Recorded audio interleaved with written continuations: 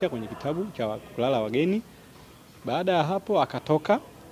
Baada ya muda mfupi akarudi na mwanamke, wakaingia naye ndani.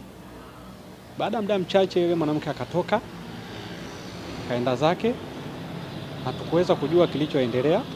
Tukalala mpaka asubuhi leo. Baada ya asubuhi muda kuisha, muda usafi kufika, wahudumu wakaenda kugonga. Inaonekana kimya. Nikataarifa mimi kama meneja. Baada ya kutaarifiwa mimi nikaenda mpaka kile chumba, nikakuta funguo iko kwa nje. Nikafungua. Baada ya kufungua nikakuta mwili umelala kitandani. Baada kuona hiyo hali nikarudisha mlango, mimi nikaenda kutoa taarifa sehemu husika, yani kituo cha Kingulwira.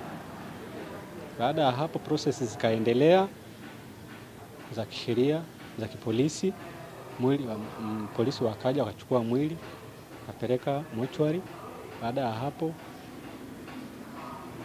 polisi wakawa wanafanya majukumu yao kuhakikisha kwamba kila kitu kinaenda sawa kwa ajili ya uchunguzi. Baada ya kufungua ndani nimekuta mwili umelalia mgongo na unatoa mapovu meupe mdomoni. Kwa hapo nilichokiona mimi. Baada ya hapo nikatoa taarifa. Baada ya kutoa taarifa waliokuja mwanzoni nao wakuta povu lile lile.